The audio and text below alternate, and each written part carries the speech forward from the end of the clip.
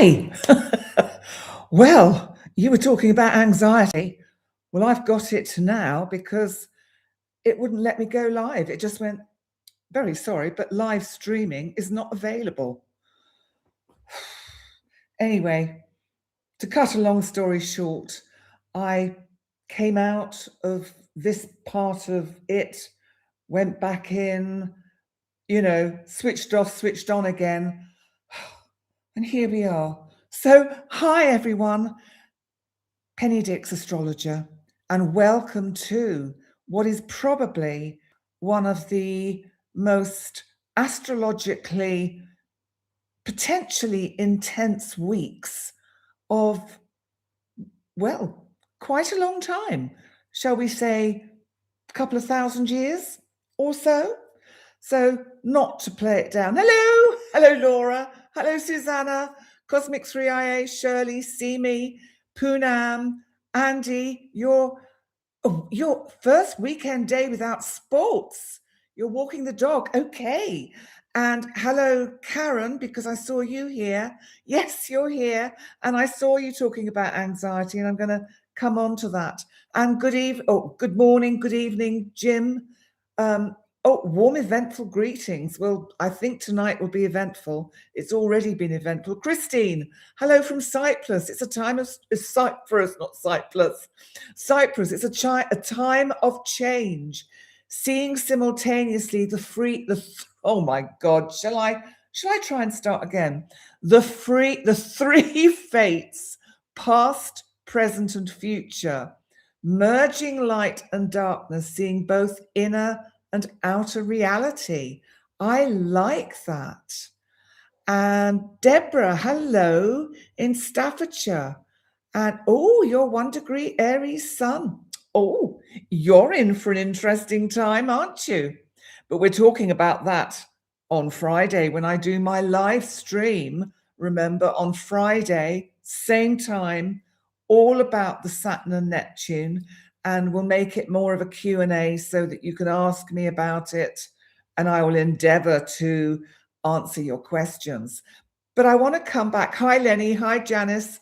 I want to come back to what Karen was saying about coping with anxiety, because partly at the moment, you might find, Karen, that is a bit more intense because we're in the energy of the sun in Aquarius squaring Uranus, our planet of anxiety, shocks, the unexpected, tension, sudden events in Taurus.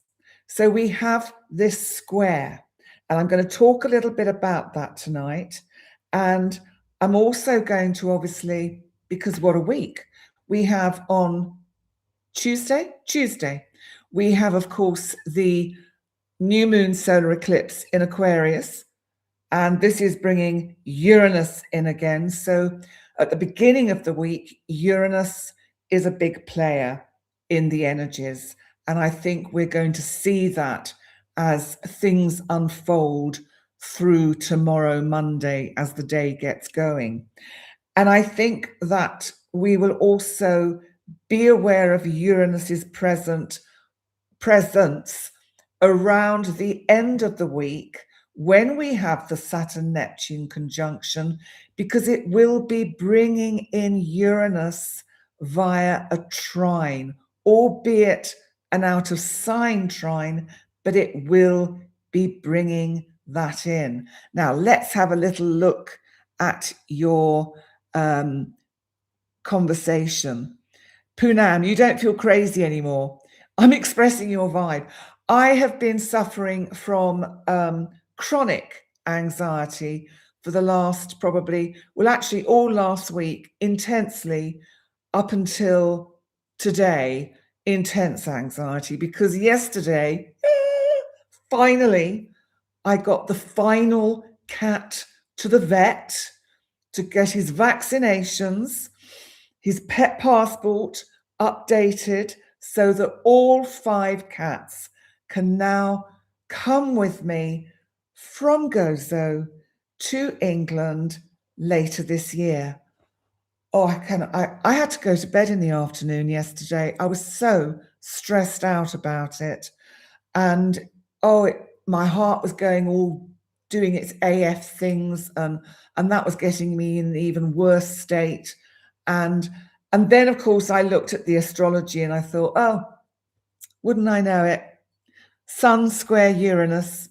Not only that, my natal sun is at 24 degrees of Taurus.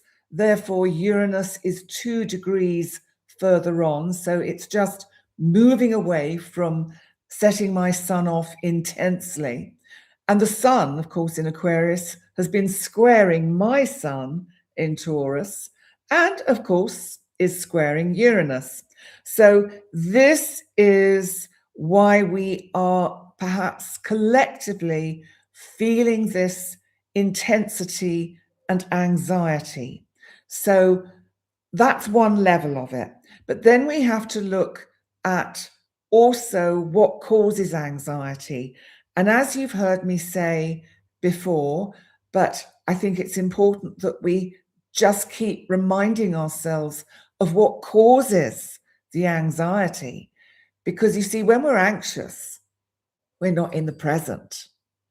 And when we're in the present, it's very difficult to be anxious at the same time, because then it's like a free floating anxiety that is just full of what ifs. What if this happens? What if that happens? What if that doesn't happen? So our nervous system is on high alert.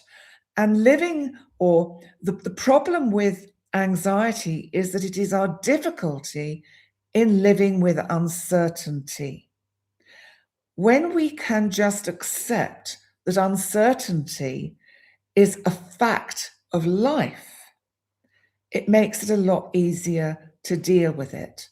Try telling me that yesterday, the day before, 2 nights I couldn't sleep because I was thinking, what if I don't catch him?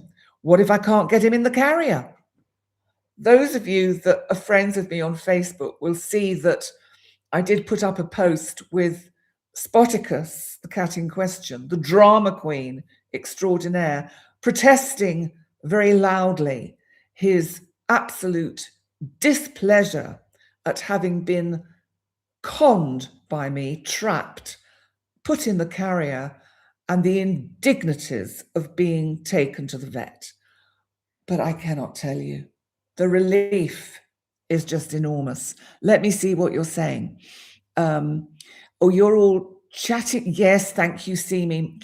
Congrats for my fur babies. Simi, remind me what's happening on Tuesday, which is the new moon, because you're saying it's an important day for your family. So just remind me what that's about, and I'll try and answer it for you. Janice, you're trying to make sense of things from the past. Okay. Lenny, your dreams have been off the hook. They're vivid and wild. Okay. And hi, Chloe. Good to see you here. And so it looks like we've all been coping with heightened anxiety in our nervous system. And we're going to have this just around for a little bit longer. I mean, in some ways, I suppose to be realistic, we're going to have that energy around most of the week. But the beauty of astrology is once we understand what's causing it, it does make it a little bit easier to stand back and think, okay, we are living through extraordinary astrological energy at the moment. It is going to stir us up collectively, individually. We have no idea what might unfold this week, whether it's personally or on the world stage. I suspect on the world stage, we'll just see more of what we've been seeing, which are twists and turns, the unexpected, and just complete, unbelievable aghastness at what's happening. Deborah, you're trying to recover from surgery. Oh, you poor love, and feeling very rough. Your nervous system is in recovery. Yeah, I think it is. and this too shall pass. Are you talking about Spoticus, who's not talking to me? Let's have a look. Let's see. So, okay. So coming back to Sun square Uranus, we need to just, because also at the same moment, we're going to have Mercury in Pisces, which, remember, is heading towards a retrograde. In fact, it's already in its shadow. We mustn't lose sight of Mercury in Pisces getting close to its retrograde. Mercury is coming up to trine Jupiter in Cancer. So Jupiter is going to expand our thoughts that are getting quite discombobulated in the sign of Pisces, ruler Neptune. So I just think that the trine says it's something of nothing. Don't believe everything you think is possibly one way to address this. Don't believe everything you think. Just breathe. Let it be there. Now, the moon has now moved into Aquarius. Whilst it was going through Capricorn, and it moved into Aquarius, I think it was last night, which was quite a relief for me, because it meant the energy changed quite dramatically for me, because I was just wiped out from, and Jim will understand this, herding cats. You cannot herd cats. And when he was weighed, do you know he is, let me think, 14 pounds in weight. In kilos, that's 7.7 kilos. He's massive. And of course, the vet fat shamed him. This cat is obese. I said, no, he's just cuddly. And then told me he needs dental treatment. And I thought, oh, God, if you think I'm going to rush off and try and get him in that carrier again to get him for dental treatment right now, it's not happening. Hello, Till. Here. Lovely. I love it. Great. Yes, Lenny, I think that's a very good point. There is no way that going into the 0 degree of Aries is not going to be intense and profound, partly because I think we're expecting it, and it's the anticipation. And I think we mustn't lose sight of the fact that this energy has actually been with us of the conjunction for about a year, and then it's going to quickly diminish. But if you listen to the other videos I've done where I've talked about the Saturn Neptune, I'm thinking of the one I did with Penny Thornton, the astrologer, we were talking about the fact that, you know, with these kind of energies, it can take many weeks, months, even years to see the full results and the implications. But I think what you might, on a personal level, be aware of this week is whatever is coming up for you in the part of your chart that this Aries 0 degree point falls in, where that Saturn and Neptune are going to be conjunct. What that will tell you is the area of your life that is being triggered. So that will help you to make some kind of sense of it. And I put a video up yesterday or Friday, maybe it was Friday. Yeah, I made a video just because I'd got to do something to distract myself from worrying about getting Spoticus in a cat carrier. And so I did a video, and I did the 12 zodiac signs, looking at how the solar eclipse in Aquarius affects each zodiac sign, and also looking at how the Saturn-Neptune conjunction in Aries affects each zodiac sign. So check that out. They're all time-stamped. That's in the description box. Did it all myself. Hello, the star. I'm very good, thank you. I am, now that I've completed my great big task. of getting the cat to the vet. Yes, Jim, Sporticus is very heavy company, but he's done. Hello, Imagari. Lovely to see you. Yes, you're here. Jim, good point. Intensity on this side of uncertainty. I like your choice of words. That does make sense.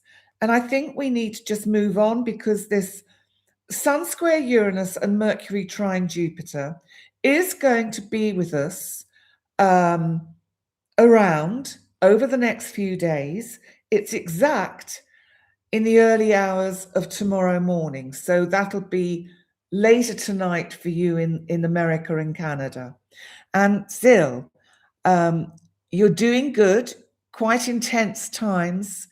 You've just completed, that's right, your PhD defense talk. I bet that's a relief to be done with it. And well done.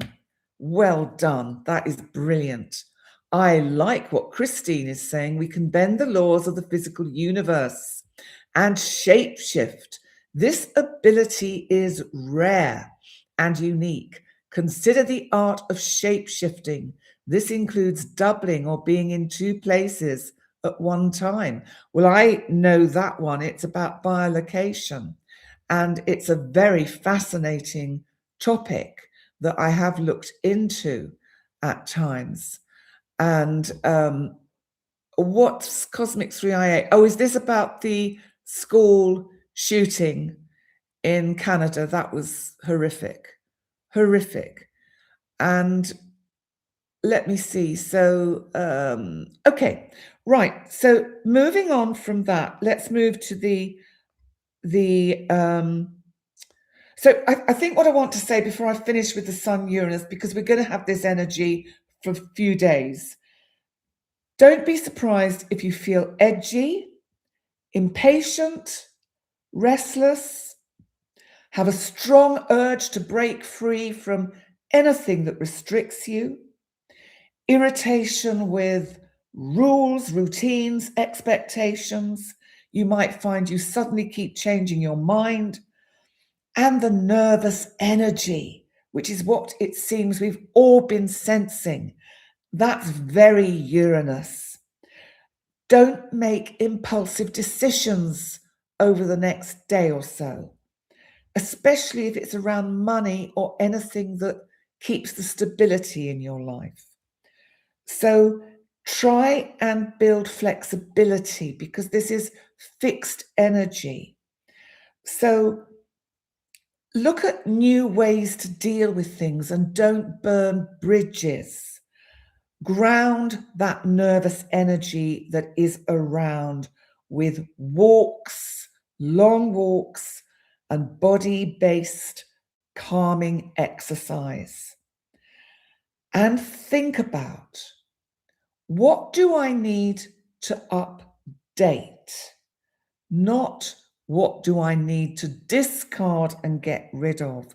What can I take from what I've got now and reinvent it for the future?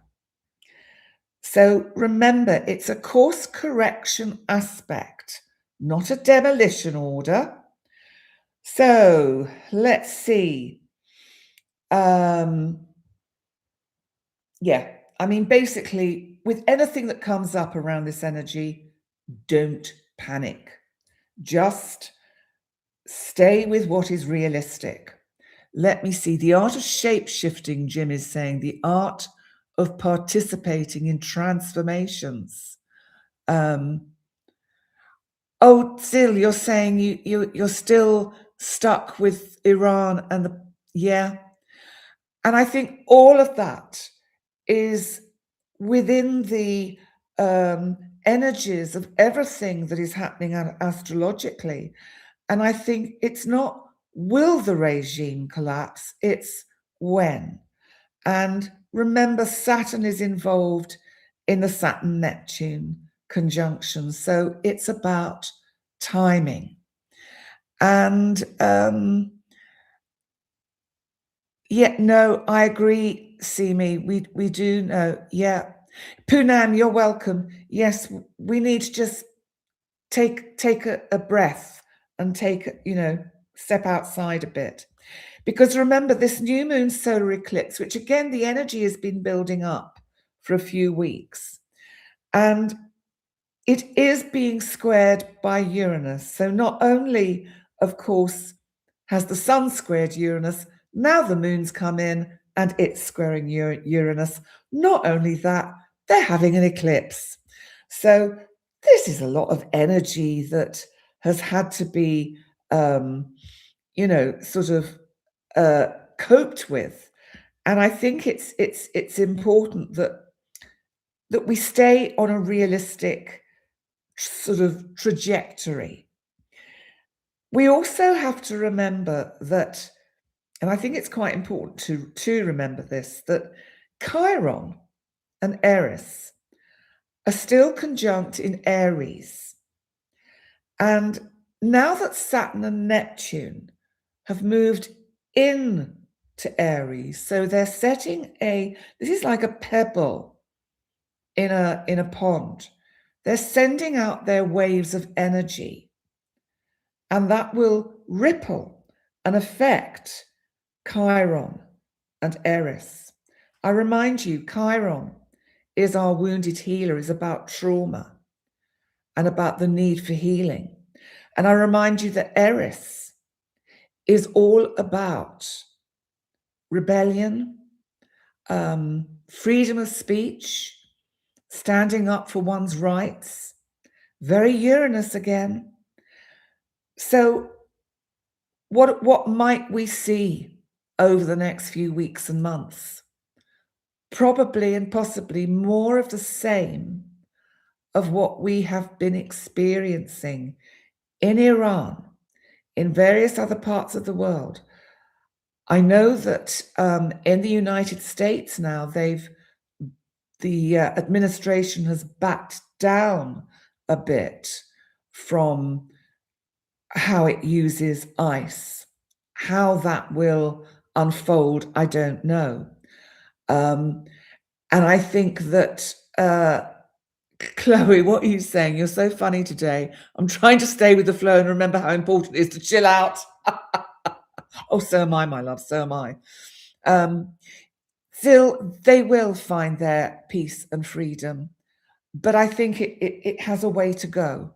It's not imminent, but I do think that the energy of this eclipse, and because it's Aquarius, which is about the people, which is about the collective, and the moon is about the people.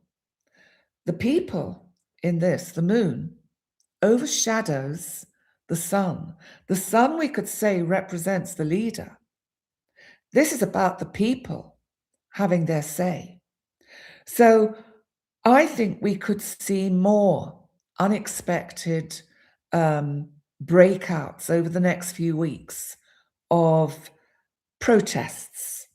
And I have no doubt that they will attempt to make them peaceful, but will possibly not be seen that way from whichever regime are navigating it. Simi, this is interesting what you're saying. You can't explain it, but you've been sent positivity every time you meditate. You've been given messages that peace and calm is just on the horizon. Just keep putting positivity out there. I think that is so true. Star, you said you did your birth chart, whole signs, work study guide, yeah. You've got all your planets aside from Venus, fill your 11th and 12th house, Venus 9th. Why does one have only 3 houses occupied? Because that's how the cosmos was when you were born. So, for instance, at the moment, anyone being born at the moment on the 17th, let's say, with the new moon eclipse, will have 1, 2, 3, 4 cosmic objects in Aquarius, and then 2 plus the node, 3 objects in Pisces, next to Saturn, Neptune, Chiron, Eris in Aries. So, we get times like this where everybody has it all bunched up. And hello, Georgia. Good to see you. welcome. So don't overthink that. But, if when you want to have a reading with me, go to pennydix.com, send me an email, let me know your time zone, very important, and we can sort something out. Yeah, Andy, very good point. It's some huge stelliums. And you're talking about your son. Yes, he has 7 planets and points in Cap. Poor you, Andy. Kim, hello. Good to see you. Welcome. And so this new moon eclipse is potentially I do feel that the changes that are going to come, even though the change might be challenging, painful, sudden, and difficult, will ultimately be the lancing of the boil or the abscess that needs to take place, whatever that might mean. So we have to also, of course, look at Saturn Neptune because it's happening this week. And I thought it would be also interesting to just briefly look at the chart and what's happening in it, because and I will talk about it obviously more extensively when I do the live on Friday. Don't remember. Oh, God, bloody hell. I tell you what, I'm still suffering from nervous energy overload, and my body is still coming down from the anxiety and adrenaline and cortisol that has flooded my system. So listen, don't forget, on Friday, same time as this has gone out today, I'm doing a live stream to look at Saturn Neptune conjunct at 0 degree Aries. It'll be interesting too to meet at that point, which will be the other side of the Sun Uranus square, and of course the eclipse. So we can review also what may or may not have unfolded during the week. And then by next Sunday, when we get together, we'll be looking at the following week, which will be heading us towards a Mercury retrograde. And then the following Sunday, I'll be doing the month ahead for March. Oh my God, how did that happen? So, Kim, you've also had that nervousness and anxiety. Frank, you're saying, I'm the best, am I? Oh, you're so welcome. I'd say I have some experience and knowledge of these things and learning, and maybe I just present it in a way that appeals to the people that come here. And I think there are all forms of teachers, types of teachers, and speakers and astrologers. We all have to find the person that resonates with us, with our energy, because that's the way we can benefit from it and learn from it. So I'm very grateful that those of you here today appreciate the way I interpret the astrology and the psychology of it and that background. So thank you so much for being here. Still, in terms of your comment about spending time in the shelters, I don't feel that imminently. I really don't, but I don't know. I mean, I will have a look at some point at the chart of the Saturn Neptune, perhaps with Israel and with Palestine, just to see if there is anything there that gives us a clue as to how. But it may be that this is the beginning of the end, and maybe this time it really will. I mean, I know that actually there have still been, attacks going on and popping at each other. Maybe that'll always happen because people are just people and different. And you've got one set of beliefs opposing another sense of beliefs. And sometimes people are just so fixed in their beliefs. You've got one religion up against another one. If only people could accept the differences and recognize that religion is a way of putting some context into one's relationship with the divine. And if we could accept that we all need to find our own way to have that connection with the divine, then the world would be a lot happier place. And I wonder and I hope that maybe Saturn Neptune in some way can help us put some structure into the idealization of what I'm just saying, which is that we can be free to honor and acknowledge and put structure into the way that we individually have a relationship with the divine. Wouldn't that be awesome? Jim, bless you. Appreciating my humble wisdom. Karen, I'm glad your nervous system is just having a break. Just try and stay in the present, Karen. It will help enormously. I like that. Yes, Jim, you're right. Our own way, drawn from universal energy. Christine, things are born of women. Children are taught to behave according to the rules of the particular culture. That's right.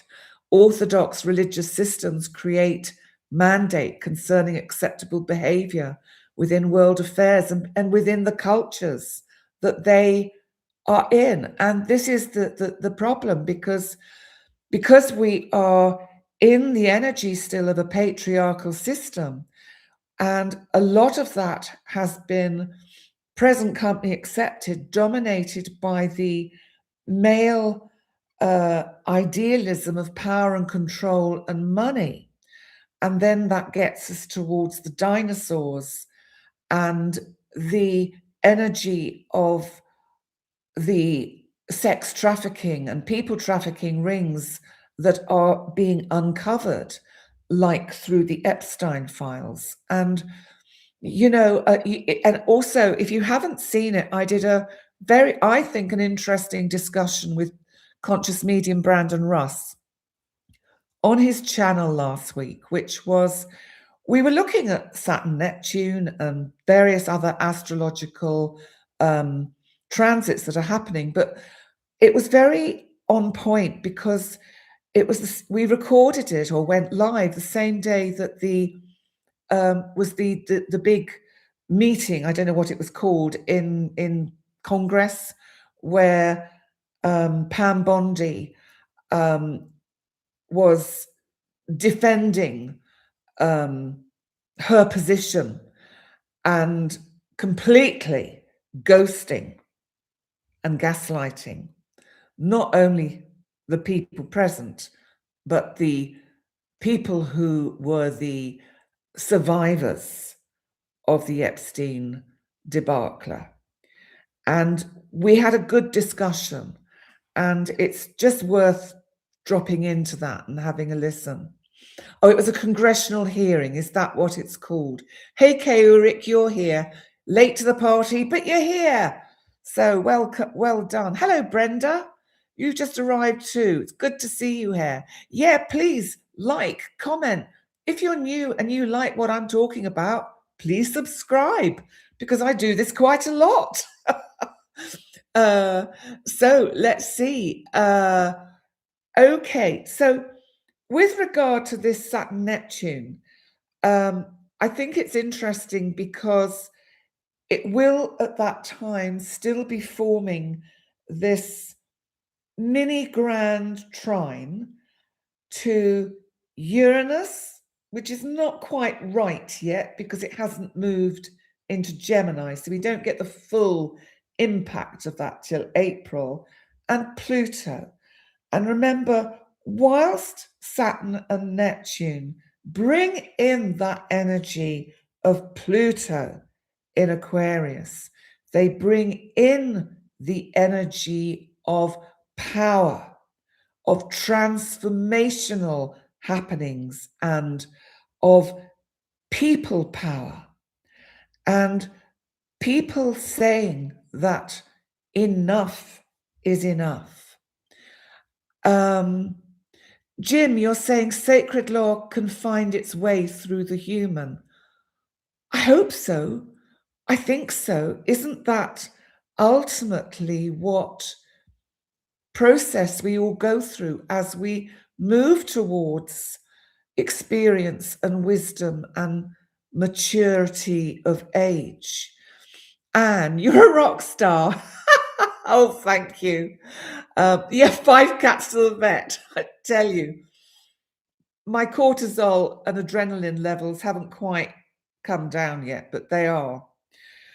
So listen, guys, I'm really enjoying this finding a story to explain the energies. And do you know what's so interesting? Because I've gone for another Greek myth.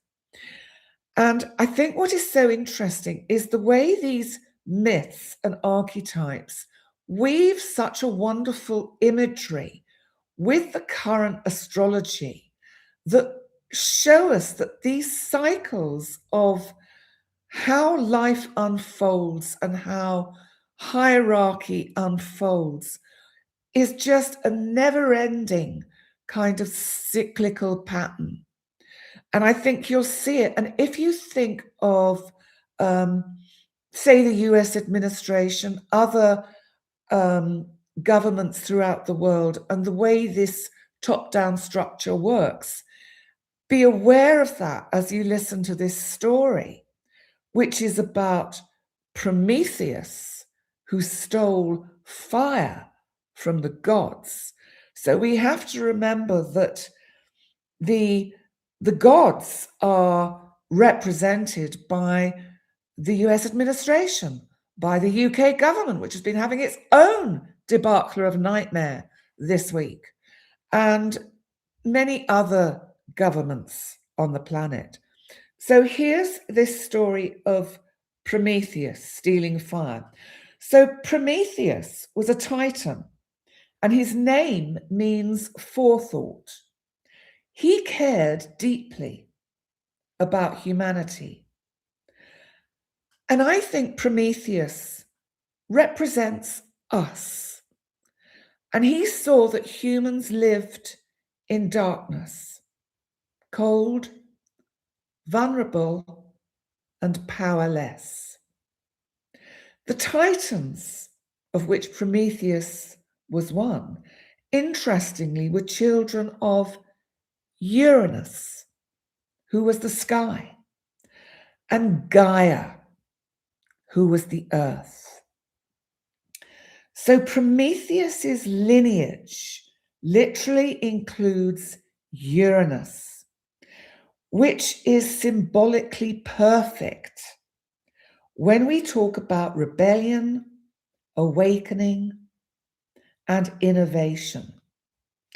So then we move on to the story, because the ruler of the gods, Zeus, son of Kronos, or Saturn, the god of time, had forbidden fire from being given to mortals. Think of the symbolism of this. Fire meant knowledge, technology, independence, and the possibility that humans might no longer depend entirely on the gods. I mean, wow. So Prometheus defied this command by Zeus. He climbed to the heavens, lit a flame from the divine fire, hid it in a hollow fennel stalk. I don't know what the symbolism of that is. I didn't look it up, but note to self, I will. And carried it down to earth for humanity. I just know that fennel's rather nice with fish. For the first time, humans, because they were given fire, could cook, forge tools, create light in darkness, and shape their own future. But I'm afraid rebellion against divinity, or the government, divine authority comes with consequences. So Zeus punished Prometheus by chaining him to a mountain where an eagle returned each day to eat his liver. But the liver, because it's regenerative, grew back every night. So Prometheus, poor thing, went through this suffering for almost forever, but not quite. He was freed eventually by Heracles, who was also known as Hercules. The symbolism of the suffering that seems endless, which is a little bit like when we suffer from anxiety because we're worrying about something, usually in the future.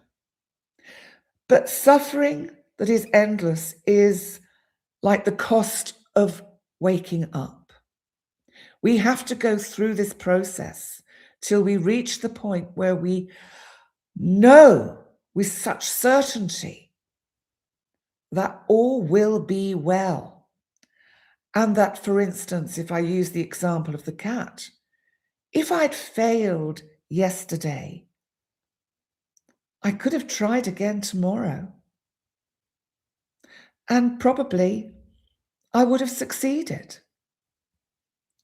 And maybe if I'd failed the first time, the anxiety level would have come down into a more manageable, well, it's going to have to work because there's just absolutely no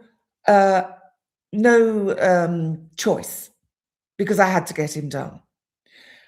So let's have a look at what happened. So Heracles was passing the mountain one day where Prometheus, poor lad, is having his liver eaten out every day.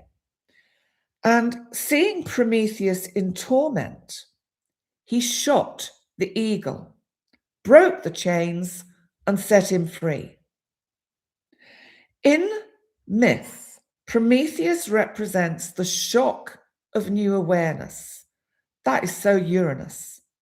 The Uranian moment when something changes forever. Hercules represents the strength needed to live with that change. So awakening comes first. The integration and understanding of it comes later. And that is what we are experiencing now with this Sun-Uranus square. Disruption that eventually leads to freedom once we find the courage to respond to it.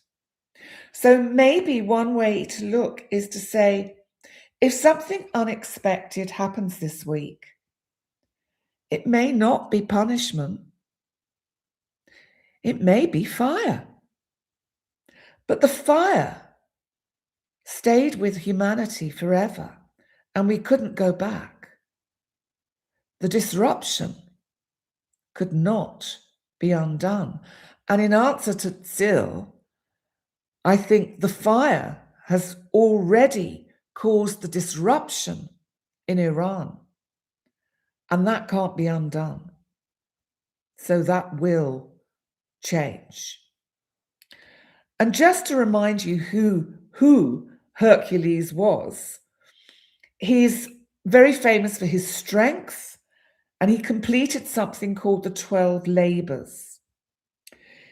He's the son of Zeus, so he's the son, and Zeus was the son of Kronos, and he's a demigod. He's part divine, part human. So why is he the one who frees Prometheus? Because he has the strength to act, but also the compassion. And so there we go. I just wanted to give you that little bit of information about, and I think it's interesting that Prometheus's name means forethought. And he had a brother, Epimetheus, which means afterthought. And I just think that's interesting. He also had a brother called Atlas, who holds up the sky. So this is just, it's how we can use the mythology of the past to explain the present and the future.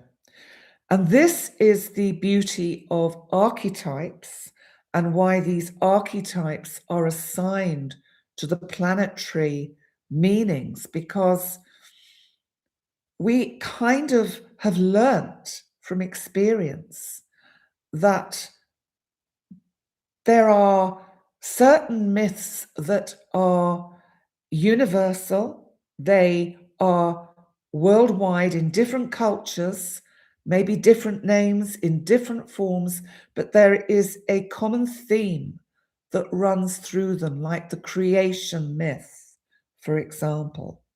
And Carl Jung, the very famous Swiss psychoanalyst, did a lot of research into how myth gets interpreted throughout the world.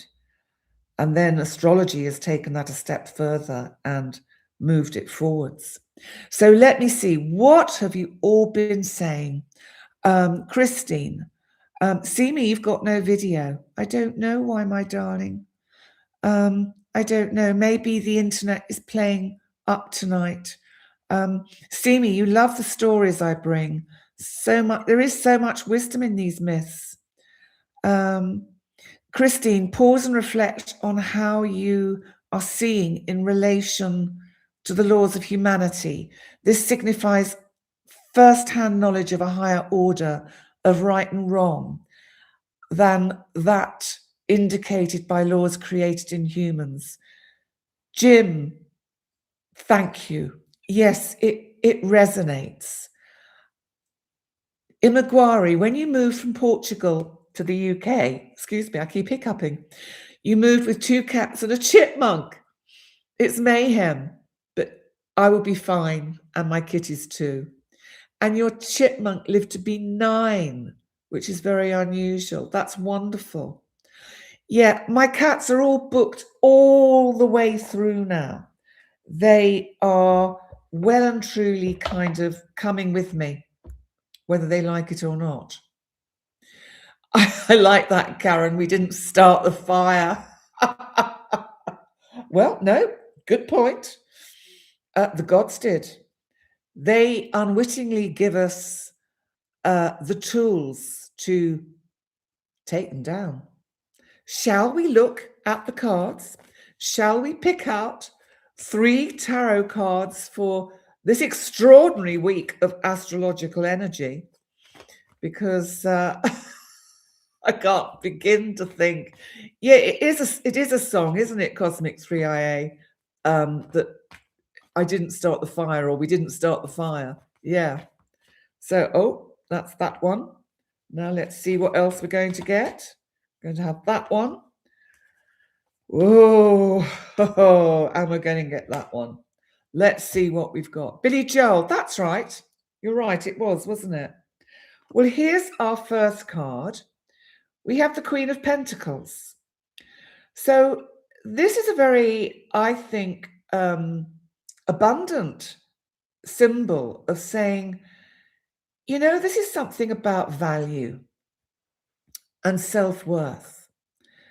Never forget that the riches that are most important are not out there, they're in here. And I think the Queen of Pentacles here is saying, remember that wonderful gift that you have within of value, which is integrity, truth, authenticity. And yes, Lenny, they will be fine. Vishka, you're here. You had to take your dog to the vet again. I hope she's all right. It is a lovely card, isn't it, Vishka? Now, the next card, well, I think this is quite good for the coming week. we're certainly moving from turbulent times with the Six of Swords, and we're moving into times that are, well, we don't know. This is about living with the uncertainty. We've come from some quite challenging times, and we've no way of knowing if they're going to improve, get better, change. What we have to do is have faith. And I think there is something in the Six of Swords about that faith and having that faith. Manuela, yes, the story about Narcissus and Echo, very relevant card. There are so many myths that we can use, which we will do. Now, this is interesting, and this is the Five of Coins. And I think this is warning us that if things get a bit tough this week, which they might, I don't know. But, you know, this anxiety from the Sun to Uranus and the new moon, which is also squaring Uranus, and it's an eclipse. So again, a sense of anxiety and anticipation. Sometimes we have to look at the reverse of that, though, because what we're not looking at is the light from within.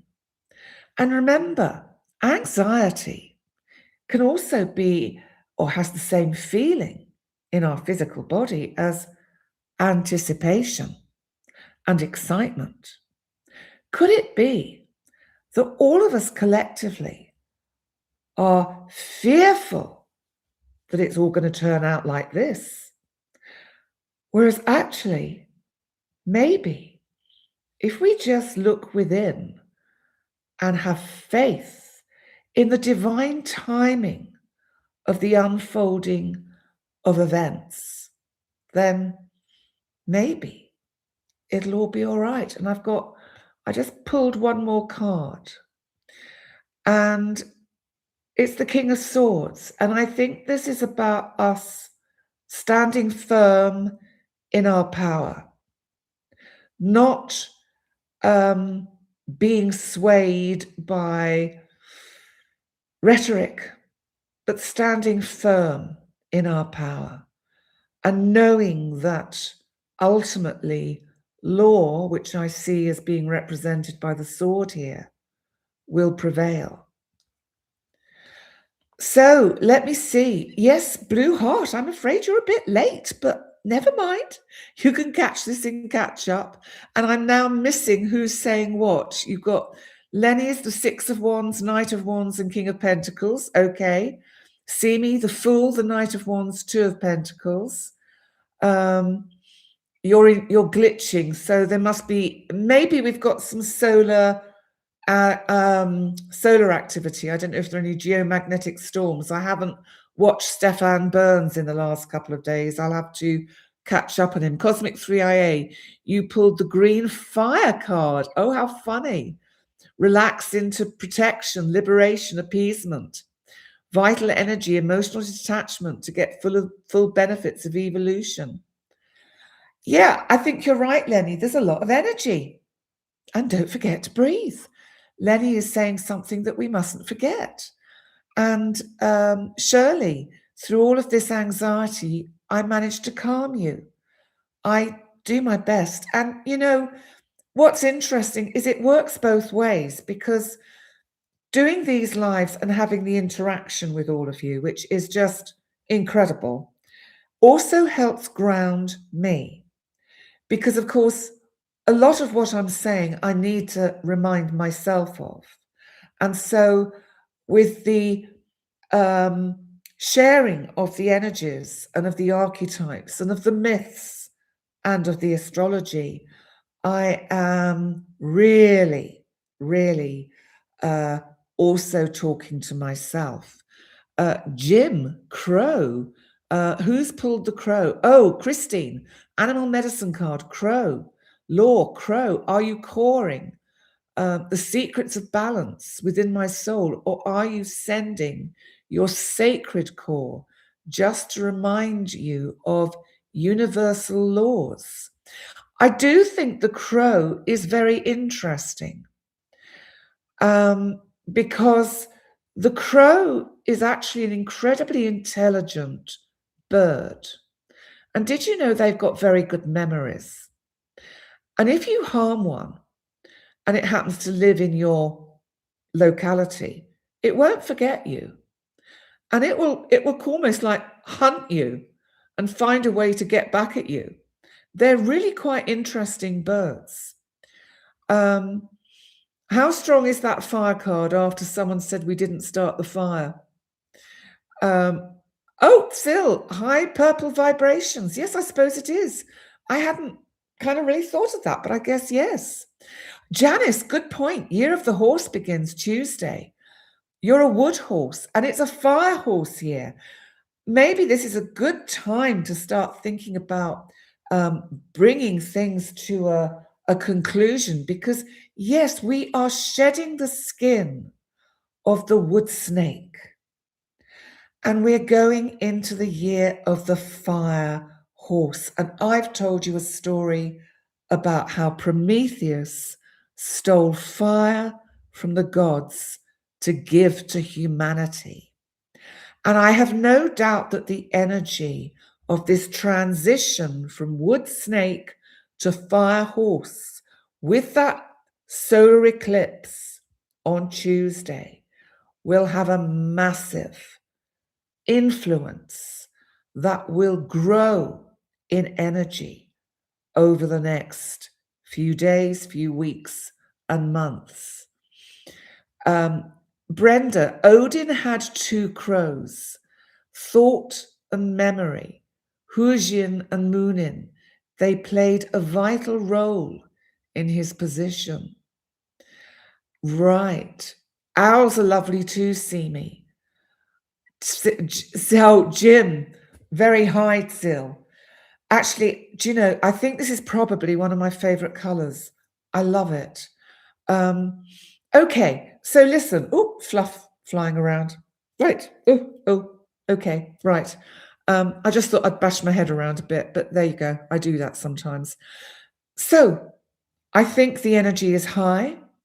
I think we have to hold a steady course through the astrological energies of the forthcoming week. Be brave, breathe, keep grounded. Be flexible in all this fixed energy. Don't be surprised if there's volatility tomorrow in stock markets and financial markets. It's the nature of the game with Sun square Uranus in Taurus. And Uranus is going to rattle a few cages as it leaves Taurus. So you're so welcome, everybody. Thank you so much for being here. And please remember, if you're new here and you're not subscribed, I'd be super grateful if you'd subscribe. Remember to like and share and hype. If you're given the opportunity to hype the video, that really helps build the channel and get us up there in the algorithms. So listen, guys, you're all awesome. And thank you so much for being here tonight. And I will see you all on Friday, same time as this live stream, and then again on Sunday next week, same time. So take care, everybody. Love you loads, and I'll see you soon. Lots of love. Bye for now. Bye.